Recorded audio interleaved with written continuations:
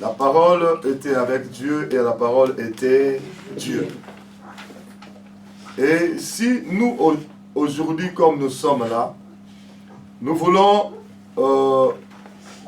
recevoir quelque chose de Dieu, nous devons toujours nous accrocher à la parole. Alléluia. Amen. Je suis en train de dire Alléluia. Amen. Le monde n'a pas de problème. Le monde n'a un seul problème. Le problème du monde, c'est le péché. Dieu a tout créé, tout était bon. Mais lorsque l'homme a péché, c'est par là que tout ce que nous voyons sur la terre, les terroristes, les guerres, les soulèvements, tout ce que nous voyons, tous ces troubles que nous voyons sur la terre, ont été déclenchés par le péché. L'unique problème du monde, c'est le péché. C'est le péché qui a entraîné tout ce que nous voyons là. Et le monde n'a pas de solution. Le monde n'a qu'une et une seule solution. La solution de Dieu au problème du péché, c'est Jésus-Christ. Amen. Alléluia. Amen. Jésus-Christ est l'unique solution que Dieu a pour le problème du péché. Nous avons accepté Jésus comme Seigneur et Sauveur, nous les chrétiens. Nous avons bien fait. C'est bien. Mais lorsque quelqu'un comprend que le monde avait un seul problème et que Dieu n'avait qu'une seule solution, Jésus-Christ de Nazareth, c'est que celui qui accepte Jésus, il devient chrétien. Il devient disciple de Jésus. Ses péchés sont pardonnés. Il devient celui qui vit maintenant pour le Seigneur. Écoutez-moi très bien. Beaucoup de chrétiens que nous sommes, nous ne comprenons pas que si aujourd'hui je me répands et je donne ma vie à Jésus, je le reçois comme Seigneur et Sauveur, je n'ai pas deux choses à faire. Je n'ai qu'une et une seule chose à faire. Le monde a un seul problème, le péché. Dieu a une seule solution, Jésus-Christ. Le chrétien qui accepte Jésus comme Seigneur Sauveur, il a une seule chose à faire, c'est suivre Jésus. Alléluia. Amen. Tu acceptes Jésus, tu arrêtes de suivre Satan. Une seule activité que tu dois faire, c'est suivre Jésus. C'est pourquoi la Bible dit, si quelqu'un veut venir après moi, c'est-à-dire si quelqu'un veut me suivre, qu'il renonce à lui-même, qu'il se charge de sa croix et qu'il me suive. Alléluia. Amen. Mais qu'est-ce que nous avons remarqué? Beaucoup de chrétiens qui ont accepté Jésus comme Seigneur et Sauveur, une fois devenus chrétiens, disciples du Seigneur, ils ne suivent plus Jésus. Beaucoup de chrétiens suivent Jésus à leur manière. Qu'est-ce que Jésus a dit? Nous devons d'abord, nous renoncer à nous-mêmes. Chacun doit renoncer à lui-même. Moi, j'ai toujours voulu être ça, j'ai toujours voulu faire ça, j'ai toujours voulu être ça. Quand on accepte Jésus, on ne vit plus pour soi-même. On vit pour le Seigneur Jésus. C'est pourquoi l'apôtre Paul pouvait dire dans la parole, ce n'est plus moi qui vis, mais c'est Christ qui vit en moi. Regarde ce qui arrive lorsque quelqu'un donne sa vie à Jésus. Ce n'est plus lui qui vit, mais c'est Christ qui vit. Ce n'est plus moi qui vis, c'est Christ qui vit en moi. Mais ce n'est pas ce que nous voyons aujourd'hui dans la vie de pasteurs, évangélistes, prophètes, docteurs, apôtres. Ce n'est plus ce que nous voyons aujourd'hui dans la vie de frères et sœurs en Christ. C'est encore nous-mêmes qui vivons. Ce n'est plus Christ qui vit en nous. C'est là où le problème commence. C'est là où il y a des difficultés. La majorité écrasante des chrétiens, ce n'est plus Christ qui vit en eux, c'est encore eux-mêmes qui vivent. Ils font ce qu'ils veulent, ils vont là où ils veulent, ils mangent ce qu'ils veulent, ils refusent de manger ce qu'ils veulent refuser, Mais ce n'est pas ça la vie chrétienne. La vie chrétienne, je renonce à moi-même, je prends ma croix pour faire une seule chose, suivre Jésus-Christ. Je ne sais pas si je me fais comprendre. Amen. Quelqu'un qui ne suit pas Jésus, il marche dans le ténèbre. Écoutez-moi très bien. Qu'est-ce que la Bible dit? Je suis la lumière. Dans le livre de Jean chapitre 8, au verset 12, je pense, Jésus dit quoi? Je suis la lumière du monde. Celui qui me suit ne marchera plus, mais il aura la lumière. Quand je comprends que j'ai donné ma vie à Jésus et l'unique activité qui me reste à faire sur la terre des hommes, c'est suivre Jésus, je ne marcherai plus dans les ténèbres. Alléluia. Amen. Je vais vous lire ces versets. C'est lui-même le Seigneur qui dit, celui qui me suit ne marchera plus dans le ténèbre, mais il aura la lumière. Je suis dans Jean chapitre 8, au verset 12. Qu'est-ce que la Bible dit? Jésus leur parla de nouveau et dit, Jean 8, 12. Jésus leur parla de nouveau et dit, je suis la lumière du monde. Celui qui me suit. Nous sommes en train de parler de suivre Jésus. Amen. Celui qui me suit ne marchera pas dans les ténèbres, mais il aura la lumière de la vie. Amen. Mais allez-y voir combien le chrétien d'aujourd'hui, nous marchons dans les ténèbres. Allez-y voir combien le chrétien d'aujourd'hui, nous vivons avec des problèmes interminables. Problèmes sur problèmes, problèmes spirituels, problèmes financiers, problèmes physiques, problèmes de maladies incurables.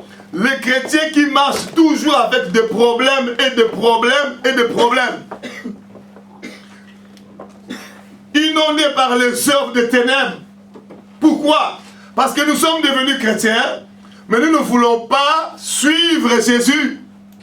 Il a promis, il a dit, si quelqu'un me suit, il ne marchera plus dans le ténèbre. Il y a une chanson qu'on avait l'habitude de chanter. Je suis la lumière éternelle. Celui qui me suit ne marchera plus dans le noir. Alléluia. Amen. Beaucoup de chrétiens marchent dans le ténèbre. Ils vivent dans le ténèbre. Ils dorment dans le ténèbre. Pourquoi? Parce que bien qu'ayant reçu Jésus, ils ne veulent pas le suivre. Ils ne veulent pas suivre les conditions données dans la parole pour suivre Jésus. Ils ne vivent plus pour le Seigneur, mais ils vivent pour eux-mêmes. C'est là où il y a les problèmes. Jésus est allé nous préparer une place. Jean chapitre 14, 1 à 3, il a dit, je ne vais pas lire. Je m'en vais vous préparer une place et je reviendrai vous chercher pour que là où je suis, vous y soyez aussi. Le temps qu'il nous a laissé sur la terre, c'est pour nous le temps de nous préparer. Amen. Les chrétiens ont oublié cela. Nous vivons comme si nous étions de la terre. La Bible dit, vous êtes dans ce monde, mais vous n'êtes pas de ce monde. Amen. Mais nous, chrétiens, nous avons oublié tout ça. Nous commençons à vivre comme les gens qui sont de ce monde. Notre royaume est céleste, où Jésus-Christ est le roi des rois. Nous sommes citoyens du ciel. Nous sommes ici sur la terre comme des étrangers. Nous sommes ici sur la terre comme des ambassadeurs. Nous représentons notre royaume sur la terre. Mais nous avons oublié tout ça. Quelqu'un qui suit Jésus marchera selon la parole. Amen. Il ne marchera pas en dehors de la parole. Voilà pourquoi beaucoup de gens vont se retrouver en séjour de l'enlèvement.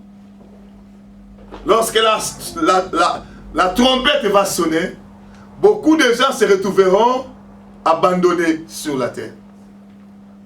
Ils ne monteront pas au jour de l'enlèvement. Je suis en train de parler aux chrétiens. La majorité de chrétiens, je dis bien, je pèse bien mes mots. La majorité de chrétiens risquent de ne pas être enlevés. Pourquoi? Parce que la majorité de chrétiens ne se préparent pas à l'enlèvement. On n'ira pas comme ça au hasard. On n'ira pas comme ça à l'enlèvement. On doit se préparer. Alléluia. Amen. Le Seigneur a dit, je m'en vais vous préparer une place. Il y a déjà le verbe préparer qui intervient.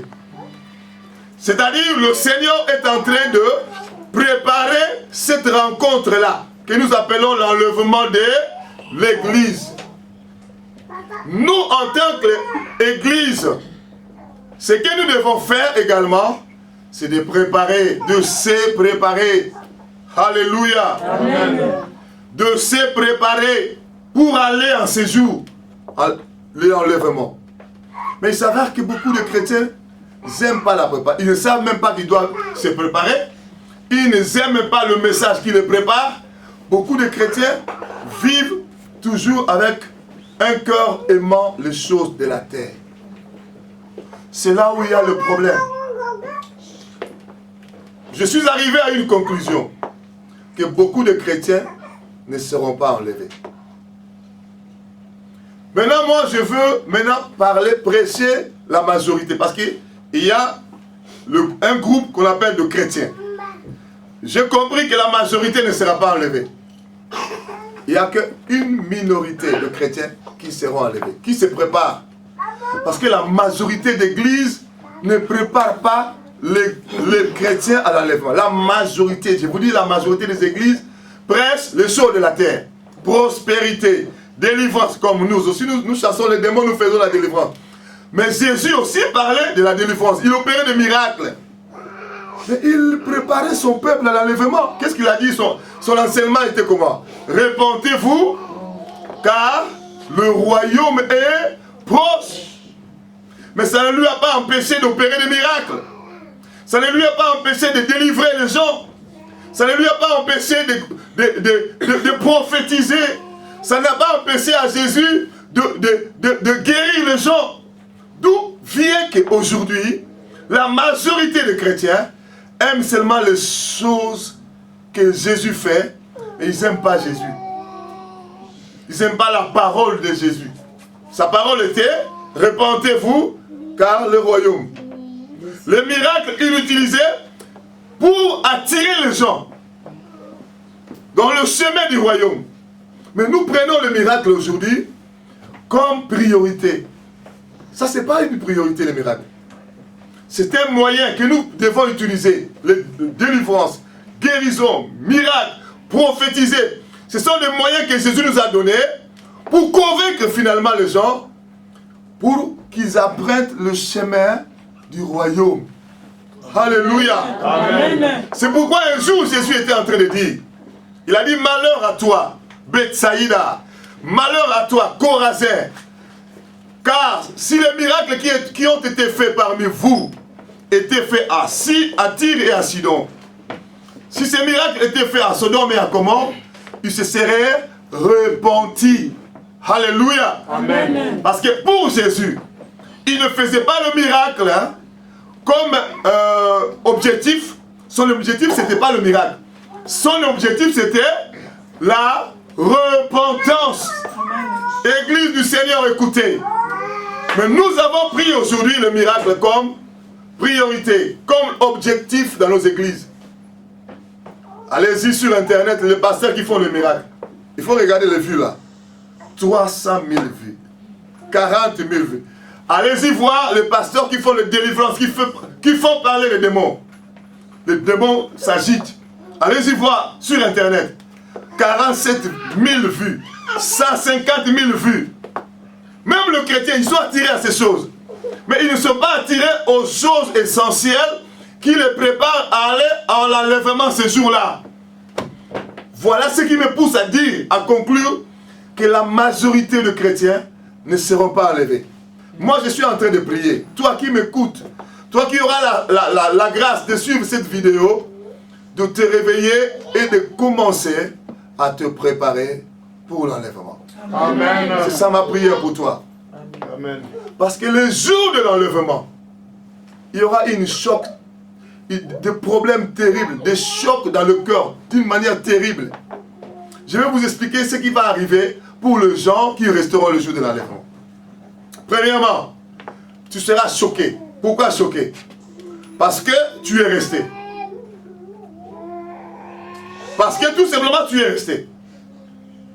Ton frère à côté est monté, ta soeur à côté est partie, avec Jésus, mais toi tu es resté. Moralement tu vas souffrir. Pourquoi? Parce qu'il y aura des gens sur la terre que tu ne reverras plus jamais. Simplement. Ces gens-là, parmi ces gens-là, ça sera peut-être ton mari, ça sera peut-être ta femme, ça sera peut-être tes enfants, que tu ne reverras plus jamais. Je dis plus jamais. Ça choque. Cette séparation-là, ça va choquer. On sera choqué d'abord parce qu'on a raté l'enlèvement, ça c'est un. On sera aussi choqué parce qu'on ne reverra plus jamais les gens qu'on aimait bien. Non seulement on ne reverra plus jamais ces gens, on ne parlera plus jamais avec eux. Pas sur le téléphone, réseau social, Facebook, Twitter, on ne parlera plus jamais avec ces gens-là. Est-ce que vous vous rendez compte? Un matin, tu te réveilles et il y a un groupe de gens que tu ne reverras plus jamais, avec qui tu ne parleras plus jamais. D'un seul coup. Ça choque. C'est peut-être ta mère, c'est peut-être ta soeur, c'est peut-être ton père qui est monté et tu es resté. Moi, je me suis posé la question. Une femme qui reste avec ses enfants, qu'est-ce que cette femme-là dira à ses enfants qui sont restés? Ces enfants qui me voyaient chaque fois aller à l'église, danser, chanter pour Jésus. Et les jours de l'enlèvement, je reste avec mes enfants. Qu'est-ce que je leur dirai encore? Ça choque. Non seulement ça va choquer moralement, nous aurons des problèmes moraux, des problèmes psychiques. Alléluia. Amen. Parce que tous les enseignements sur l'enlèvement, sur la préparation, sur la repentance, sur la sanctification, sur la crainte de Dieu, vont commencer à défiler maintenant dans ta tête. Tu seras encore très blessé. Pourquoi? Tu vas te penser maintenant, et pourtant l'occasion m'a été donnée d'écouter le message. L'occasion m'a été donnée de saisir le message. L'occasion m'a été donnée de me repentir, de me sanctifier. On m'avait dit à plusieurs reprises que sans la sanctification, personne ne verra le Seigneur. J'ai écouté à plusieurs reprises que la sanctification que Dieu veut, c'est intérieur et extérieur. L'âme, l'esprit et le corps. Si tu ne connais pas le verset, va lire 1 Thessaloniciens, chapitre 5, verset 23. La Bible dit, nous devons être dans la sanctification. Âme, corps et esprit. L'église du Seigneur, écoutez et comprenez. Peuple racheté par le sang de Jésus, écoutez et comprenez. Nous, l'église de Jésus-Christ, nous avons dit au peuple de Dieu que Dieu ne regarde que le cœur. Dieu ne regarde pas le corps. Et ainsi, nous avons mis dans nos corps toutes les abominations du monde que nous proposent les stars de cinéma. Toutes ces abominations que nous proposent les top modèles, nous avons mis ça dans nos corps. Et pourtant, ces choses sont en abomination à l'Éternel. Nous ne sommes pas encore morts. L'enlèvement n'a pas encore eu lieu. nous avons la possibilité de nous repentir et de nous sanctifier, corps, âme et esprit. Amen. De remettre au diable ces trucs, de lui remettre ces choses qu'il nous a fait faire sans discernement. Le Seigneur nous dit ceci: il revient bientôt. Moi, je n'ai aucune garantie à donner à qui que ce soit. Il peut revenir aujourd'hui, il peut revenir demain, il peut revenir après une semaine. Je ne connais pas le jour ni l'heure, mais je connais seulement qu'il revient bientôt. Je connais aussi que la parole ne mentira jamais. Amen. La parole ne se trompera jamais. C'est nous les hommes qui nous trompons. Nous sommes en train de nous tromper, mais la parole ne se trompe pas. Jésus revient bientôt, il a donné les signes, et tous ces signes se sont accomplis. Nous sommes en train de crier partout, pour dire aux chrétiens, rachetés par le sang de Jésus, pour dire aux chrétiens, qui ont donné leur vie à Jésus comme Seigneur et Sauveur, l'heure est venue, pour que nous puissions nous préparer, pour aller au ciel. Notre royaume, ce n'est pas sur la terre. Notre royaume, c'est dans le cieux. Il revient nous chercher. Nous sommes citoyens de cieux. Nous ne sommes pas citoyens de la terre. Nous sommes dans le monde, mais nous ne sommes pas de ce monde. Il nous a envoyés en mission. L'heure est venue pour que nous puissions nous préparer pour y aller. Frère bien-aimé, tu restes les jours de l'enlèvement, tu vas souffrir de tout ça. Parce que le message va continuer à défiler dans ton esprit, dans ta tête. Et tu seras encore plus choqué. Mais qu'est-ce qui m'a pris? Pourquoi je n'ai pas saisi cette opportunité? Pourquoi je n'ai pas accepté la parole? Pourquoi je ne me suis pas repenti? Pourquoi je n'ai pas saisi? Pourquoi je suis resté? Et je me pose la question, les pasteurs qui vont suivre ce message, qu'est-ce que moi, pasteur, je dirais à mes fidèles?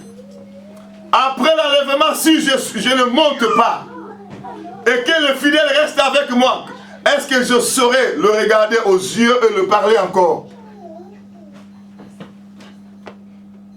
C'est la question que je me pose moi.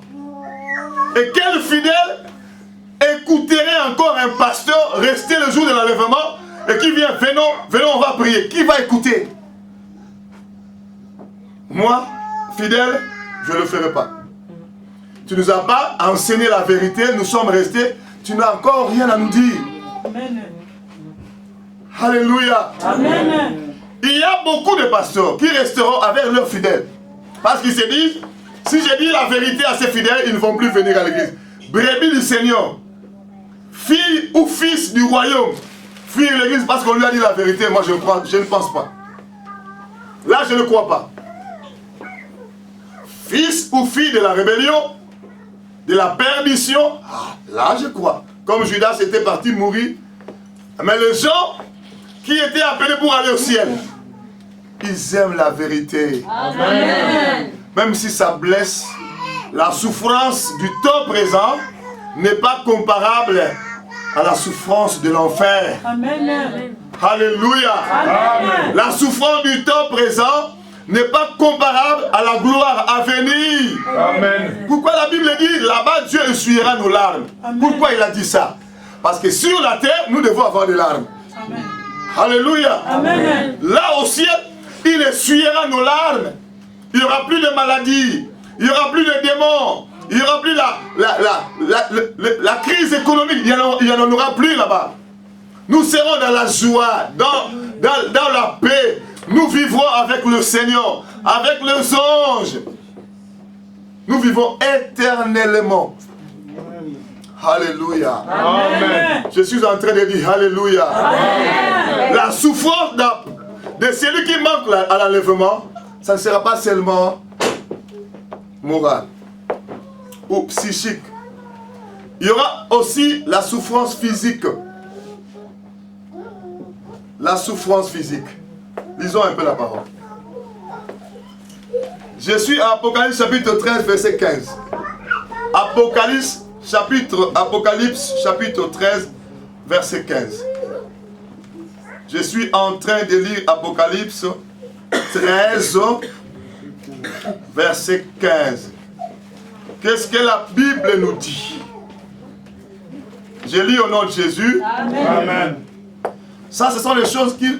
chapitre 13 de l'Apocalypse, 14, ce sont les choses qui vont se faire après l'enlèvement de l'Église. Je ne vais pas tout...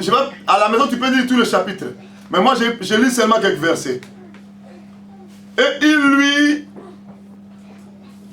fut donné d'animer l'image de la bête, afin que l'image de la bête parlât. Amen. Amen. Et qu'elle fit que tous ceux qui n'adoreraient pas l'image de la bête fussent tués. Alléluia. Amen. Au verset 16. Et elle fit que tous, petits et grands, riches et pauvres, libres et esclaves, reçussent une marque sur leur front ou sur leurs mains. Sur leurs mains ou sur leur front. Verset 17. Et que personne ne put acheter ni vendre sans avoir la marque, le nom de la bête ou le nombre de son nom. Verset 18.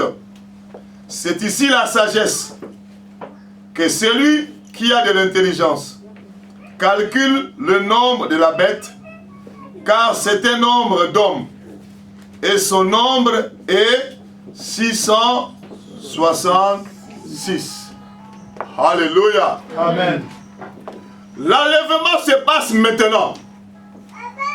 En un clin d'œil, écoutez bien. Paf! En un clin d'œil, pouf!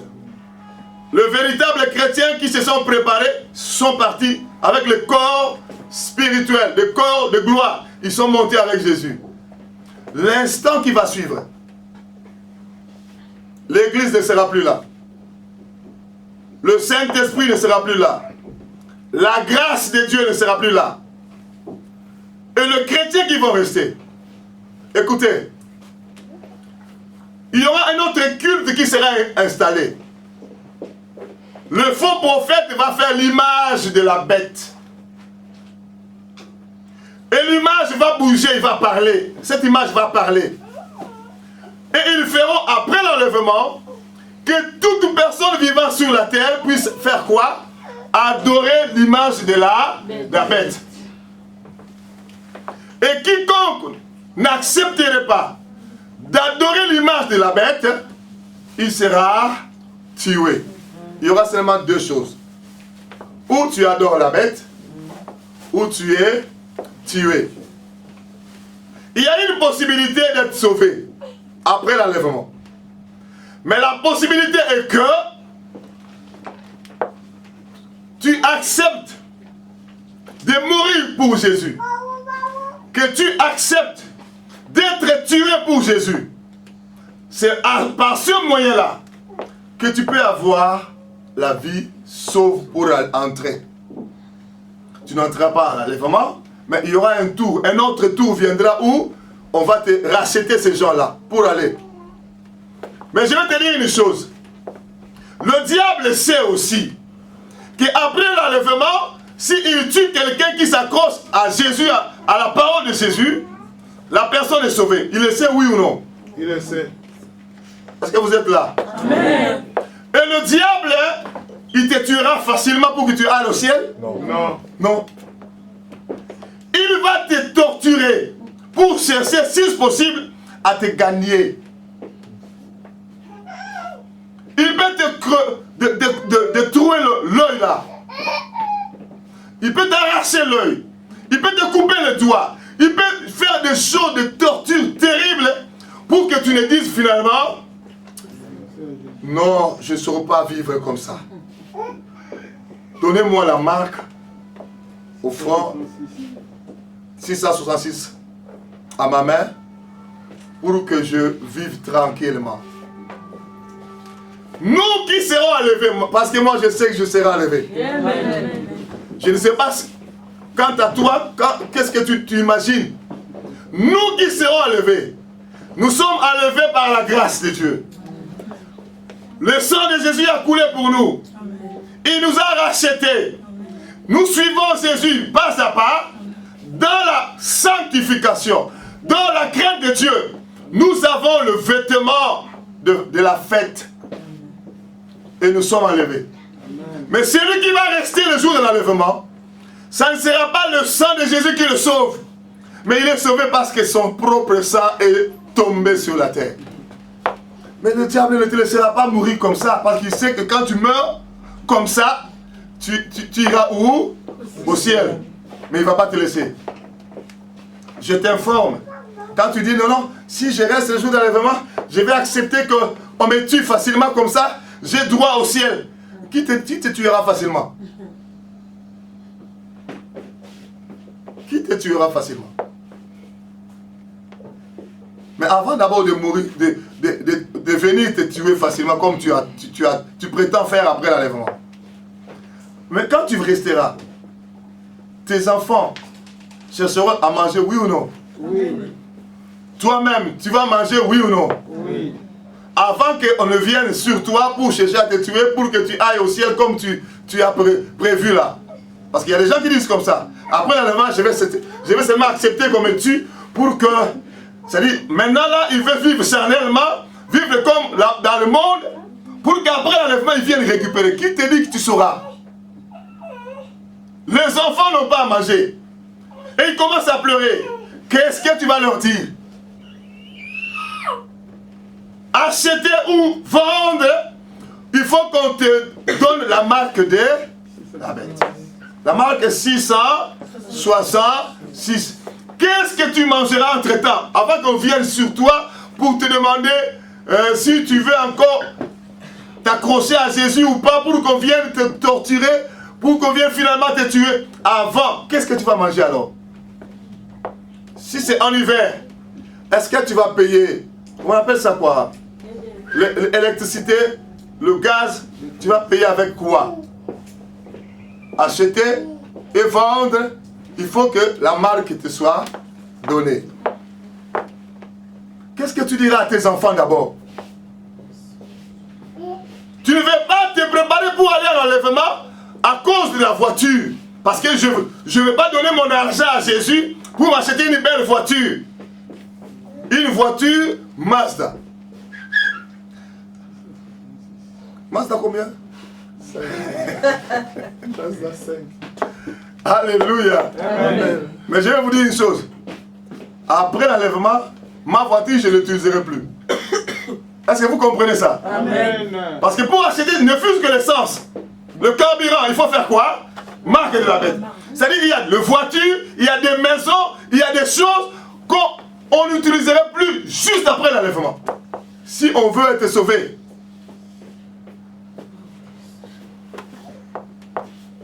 Je suis en train de construire une maison en étage.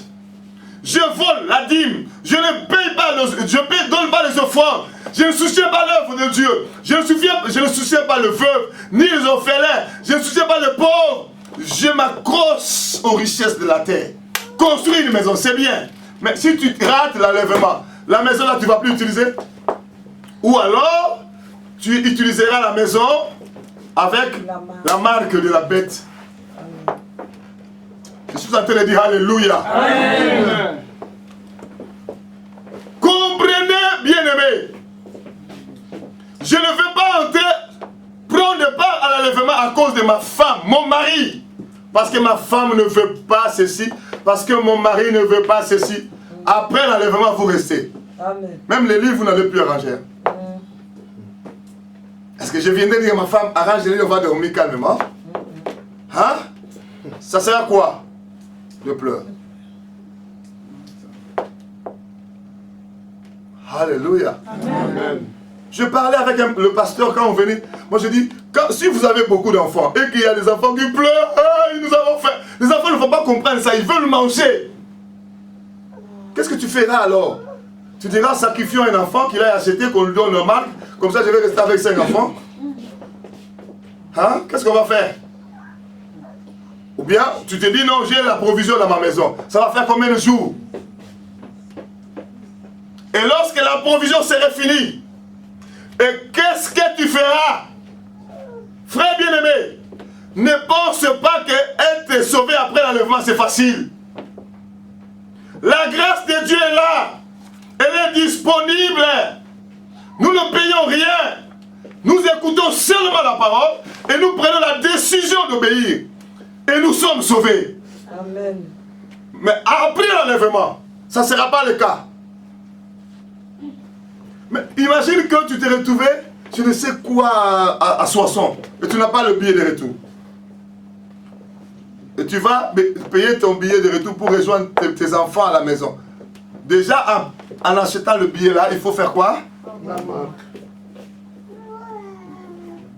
Qu'est-ce que tu vas faire? Dormir à la belle étoile? Hiver?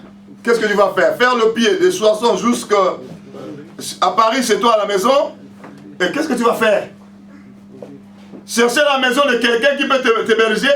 Mais cette personne-là que tu iras pour qui t'héberge, est-ce que tu sais si c'est lui-même qui a le tampon de marque de 666? Frère bien-aimé, vous voyez le pasteur crier, je ne crie pas en vain. Je comprends que mon Seigneur, mon Jésus est à la porte. Amen. Si vous pensez que nous sommes en train de perdre le temps, Jésus-Christ est à la porte. Amen. Je viens de faire 40 jours de jeûne. Il m'a dit, bienvenue, parle.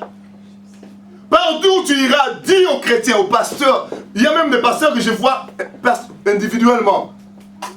Je viens dire, pasteur, peut-être que tu m'as suivi à la télé, là tu as dû peut-être parler beaucoup, peut-être critiquer, ce n'est même pas mon problème. Mon problème est que je te dis, Jésus-Christ revient bientôt. Nous devons nous repentir. Les gens sont en train de crier tout simplement parce qu'on a parlé de 7 choses de l'extérieur. J'ai compté ça. Les faux ongles, les faux cils. Les gens crient par rapport à ça. Mais ça, je peux enlever ça en un seul jour. Amen. Mais l'intérieur d'abord, l'intérieur. Tu peux faire 2 mois, ça ne finit pas. Le péché intérieur. La saleté spirituelle intérieure. C'est combien? Nous avons fait 40 jours. Des jeûnes de la repentance. 38e jour, Dieu vient me dire, moi, pasteur, bienvenue. Mon fils, bienvenue. Le niveau de ta compassion. C'est trop peu. Compassion des âmes perdues.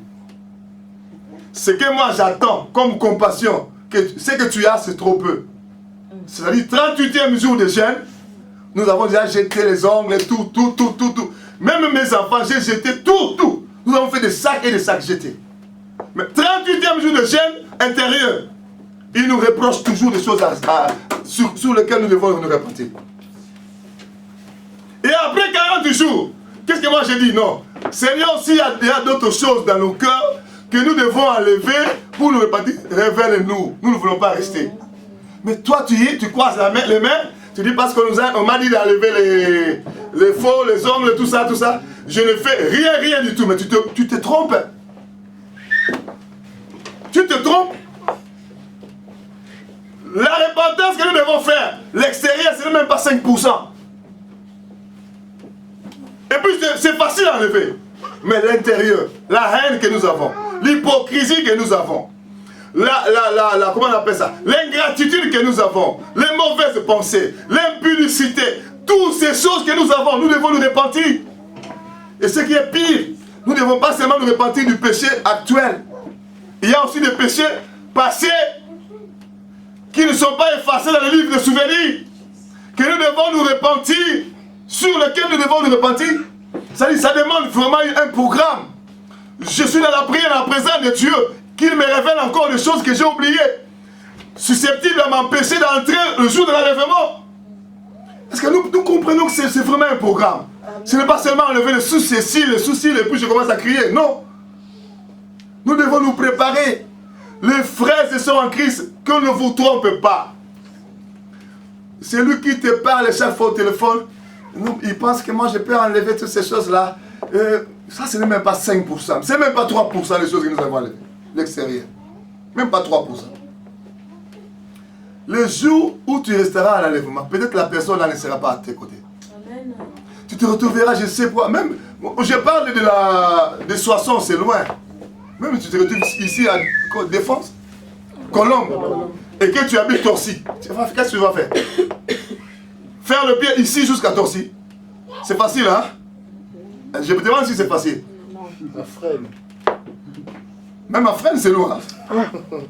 Et puis, avec 3 enfants, alors, ça va faire la scène. C'est pas facile, hein? Et puis, tu seras fatigué en cours de route. Alléluia. Qu'on ne nous trompe pas. Je vous dis, la majorité des chrétiens se retrouveront ces jours-là dans la confusion. Ils vont finalement comprendre que ce que Jésus était en train de dire dans la parole était vrai. Et ça sera trop tard. Et si finalement tu craques, hein, tu ne sais que faire, tu ne sais pas rentrer chez toi à la maison, tu ne sais pas voir tes enfants pleurer, sans compter les accidents qu'il y aura ces jours de l'enlèvement. Le chauffeur. Vous savez ce que vous avez vu aujourd'hui à Paris, ce n'est même pas la dîme de ce qui va se passer après l'enlèvement. 3 personnes seulement ont terrorisé tout un pays. 3 personnes. Mais ça ne sera pas 3 personnes. Tout le système diabolique de la ville, du monde, mis en marche, avec les démons qui viendront expressément pour torturer les gens. Vous savez pourquoi ils vont torturer beaucoup les chrétiens? Parce que quand nous prions ici, nous chassons les démons, oui ou non? Oui. Nous les envoyons le feu, oui ou non? Amen. Ils brûlent, oui ou non? Amen. Mais à ce moment-là qu'ils vont maintenant faire la revanche. C'est à ce moment-là qu'ils vont se venger.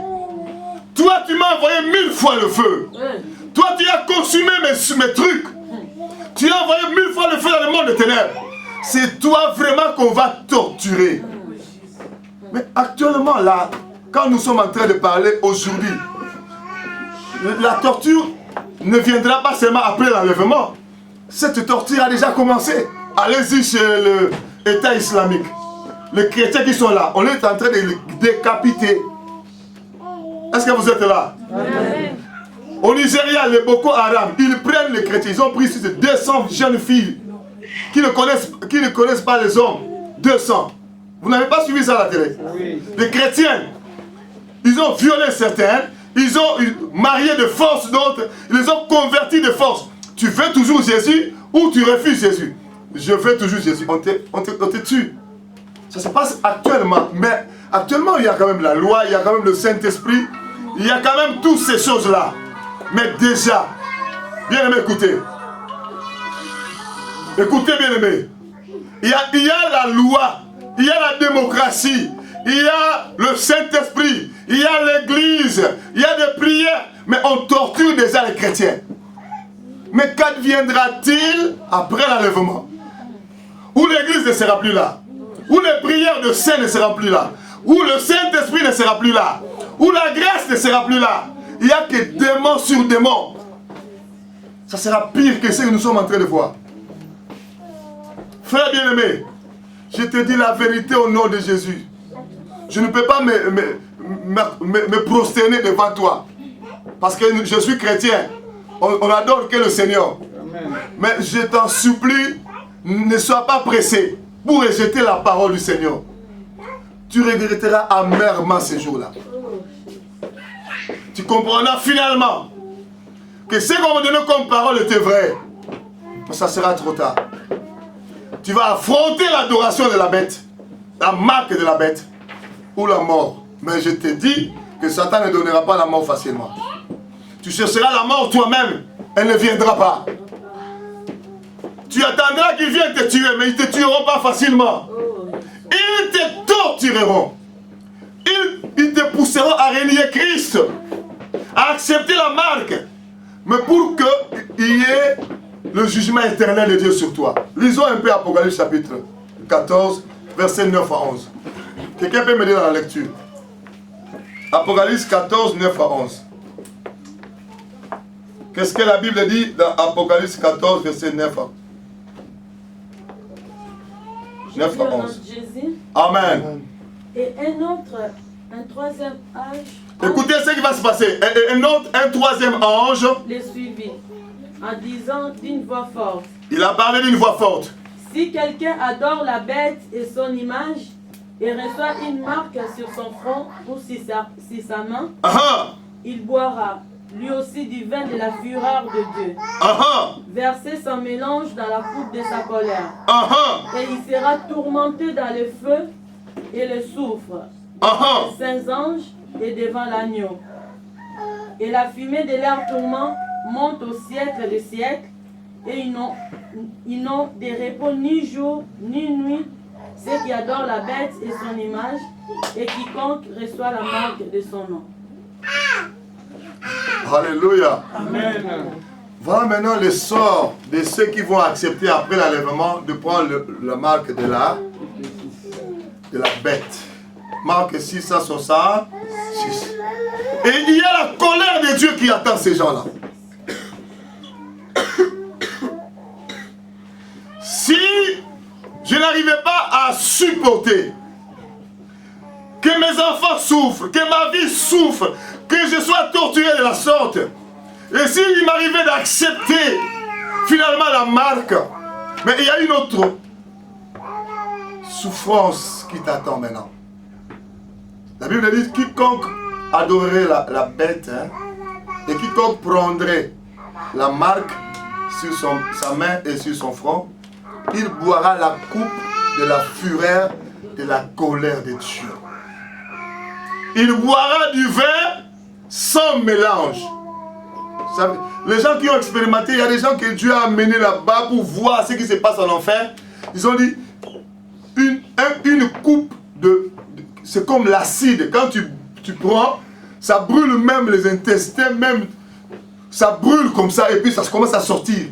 C'est comme de l'acide qu'on te fait boire en enfer. Alléluia. Et cette coupe de la fureur de Dieu, on donnera à quiconque accepterait de prendre la marque de la bête. 666. Et on jettera une telle personne dans le feu et dans le soufre. Et il restera là-bas de siècles et de siècles. Il sera tourmenté nuit et jour sans repos. Frères bien-aimés, écoutez et comprenez. Nous sommes en train de blaguer. Nous sommes en train de fouler la grâce aux pieds. Nous le regretterons ces jours-là. Nous le regretterons ces jours-là. Nous, le pasteur, qui foulons la grâce de Dieu aux pieds, nous le regretterons ces jours-là. Nous, le ministre de Dieu, qui foulons la grâce de Dieu aux pieds, nous le regretterons ces jours-là. Et il y a une information que j'ai reçue. Les gens qui ont pressé la parole et qui se retrouveraient en enfer, ils seront brûlés plus que les autres personnes. Alléluia. Amen. Le châtiment des gens qui ont prêché, qui ont prié Dieu et qui se retrouveraient en enfer, ils seront brûlés plus que les autres personnes. Alléluia. Amen. C'est ce qui m'étonne maintenant, c'est quoi? J'ai accepté Jésus comme Seigneur et Sauveur. J'ai donné ma vie à Jésus. J'ai payé ma dîme à l'église à chaque instant. J'ai donné mes offrandes à l'église. J'ai chassé les démons. J'ai opéré même le miracle. J'ai délivré même les gens. Mais finalement, je me retrouve dans un même enfer que Hitler. Dans un même enfer que Michael Jackson. Dans un même enfer que les sorciers, les magiciens, les occultistes. Frères bien-aimés, si nous ne pleurons pas nos péchés maintenant, nous pleurerons à l'enfer. Si nos genoux ne fléchissent pas maintenant, nos genoux fléchiront en enfer. Ça sera trop tard. Ça sera trop tard. Je dis ça sera trop tard. Tu ne connais ni le jour, ni l'heure. On ne connaît pas ça. Quand tu dis Jésus ne viendra pas maintenant, est-ce que tu sais si la mort va t'atteindre bientôt? nous avons vu hier matin une femme noire. Il a reçu son boulot stagiaire à la police. Il dit non, quand j'aurai fini mon stage, je serai engagé. Fini le chômage. Et elle se retrouve devant quelqu'un avec une arme qui pointe sur elle. Pouf! Et puis c'est fini. La mort peut aussi intervenir avant que Jésus revienne. Quiconque est mort dans la suie, il sera ressuscité dans la suie. Celui qui est mort dans la sanctification, c'est celui-là qui sera enlevé le jour de l'enlèvement. Il sera ressuscité parce qu'il est saint, et il aura un corps de gloire, et il montera avec les saints restés vivants, comme nous dit 1 Thessaloniciens chapitre 4. Alléluia. Amen. Quiconque est mort dans la suie, ressusciterait aussi dans la suie. Quiconque est mort dans la sanctification, ressuscitera aussi dans la sanctification. Le jour de l'enlèvement, le mort en Christ ressusciterait premièrement. Écoutez, pas tous les morts en Christ. Les morts en Christ dans la sanctification. Les morts en Christ, ceux qui sont morts parce qu'il est allé avorter, ils ne seront pas ressuscités pour monter. Les morts en Christ, ceux qui sont morts dans le péché, ils ne seront pas ressuscités. La liste de péchés est longue. L'église de Jésus est trop sale. Il m'a dit, il y a plein de saleté dans le corps des chrétiens. Dis aux chrétiens de se repentir, de nettoyer le temple qu'ils sont. Nous sommes le temple de Dieu. Nous sommes le membre du corps de Christ. 1 Corinthiens chapitre 12 nous le dit. Jésus est la tête et nous sommes ses membres. Est-ce que nous comprenons ça? Amen. Nous prenons le culte fait au diable pour introduire dans nos corps membres du corps de Christ. Nous avons accepté toutes ces choses sans discernement. Je vous dis la vérité. C'est ce que je dis à tous les pasteurs que je vois. Nous avons accepté toutes ces choses sans discerner. Il n'y a aucun verset biblique qui nous recommande, nous, de transformer le corps que Dieu nous a donné, temple du Saint-Esprit, de devenir comme Rihanna, Lady Gaga et Beyoncé. Il n'y en a pas. Je dis, il n'y a aucun verset biblique. Les gens parlent d'Esther. Esther, il devait s'embellir pour aller voir le roi. Mais ils n'ont jamais lu ça. La Bible dit, Esther n'avait pris que l'huile, le parfum et l'aromate. L'huile, moi aussi j'utilise l'huile. Le parfum, j'ai le parfum dans mon sac. L'aromate, c'est aussi pour donner une bonne odeur. Il n'a pas mis de faux cils, elle n'a pas mis de faux ongles, elle n'a pas fait de faux cheveux. Esther, tous les pasteurs me disent ça. Esther, ils n'ont pas lu ça là-bas. Est-ce que vous avez déjà lu ça? Est-ce que je peux vous lire ça? Amen. Prenons Esther. Parce que les gens parlent de choses qu'ils ne maîtrisent pas.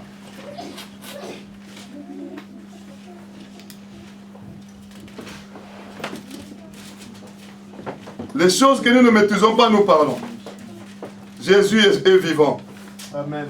Je suis en train de dire Jésus-Christ est vivant. Amen. Est-ce que nous croyons que Jésus-Christ est vivant? Amen. Il est vivant, il est puissant. Amen.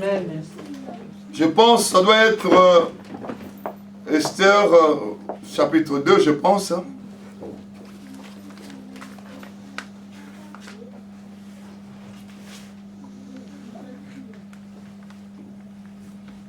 Alléluia. Amen.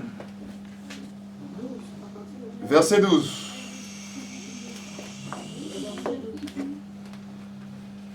Ok. Quelqu'un peut nous lire au nom de Jésus, chapitre 2, verset 12. Je lis au nom de Jésus. Amen. Chaque jeune fille allait à son tour vers le roi Assuérus. Uh-huh. Après avoir employé 12 mois à s'acquitter de ce qui était prescrit aux femmes. Uh-huh. Pendant ce temps, elle prenait soin de leur toilette. Uh-huh. 6 mois avec de l'huile de myrrhe. 6 mois avec quoi? De l'huile. Moi aussi, j'utilise l'huile. Toi aussi, tu utilises l'huile. quel que soit le nom de l'huile, mais c'est toujours l'huile. Et 6 mois avec des aromates. 6 mois avec quoi? Des aromates. Est-ce que choco? Non. Continue. Et des parfums en usage parmi les femmes. Clair. J'ai dit clair en néerlandais. Ça s'arrête là. Alléluia. Amen. D'où vient, même si nous voulons faire comme Esther, prenons l'huile, arrêtons-nous là. Prenons le parfum, arrêtons-nous là. Prenons les aromates, arrêtons-nous là. Mais ne transformons pas le corps que Dieu nous a donné, temple du Saint-Esprit, comme nous le faisons. Et nous le faisons comme les stars. Ces stars qui travaillent pour Satan. Nous le faisons comme les top modèles. Ces top modèles qui travaillent pour Satan. Non, notre modèle, c'est Jésus-Christ de Nazareth. Amen. Oh, je suis en train de dire, notre modèle, c'est Jésus-Christ de Nazareth. Amen. Arrêtons avec ces choses au nom de Jésus. Amen. Nous avons accepté ça sans discernement. Dieu ne veut pas que nous puissions transformer. Il nous a créés à son image. Et selon sa ressemblance. Selon sa ressemblance.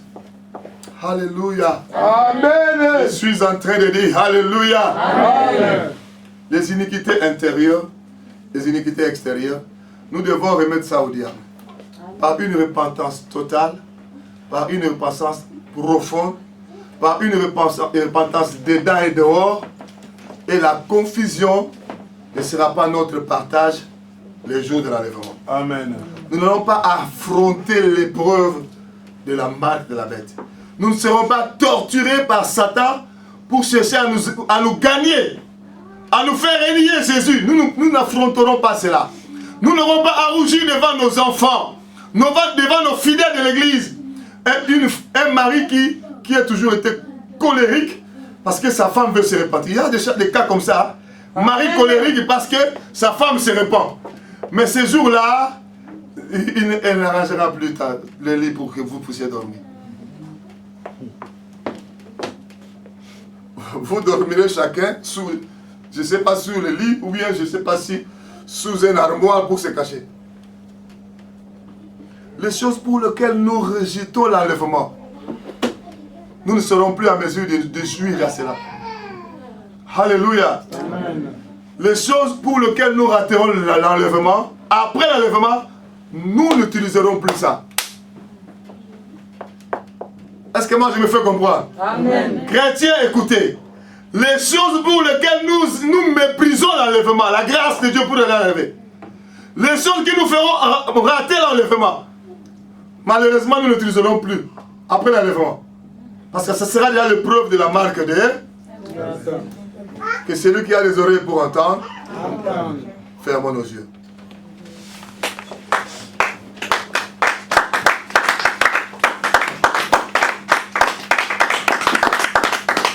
Prions le Seigneur.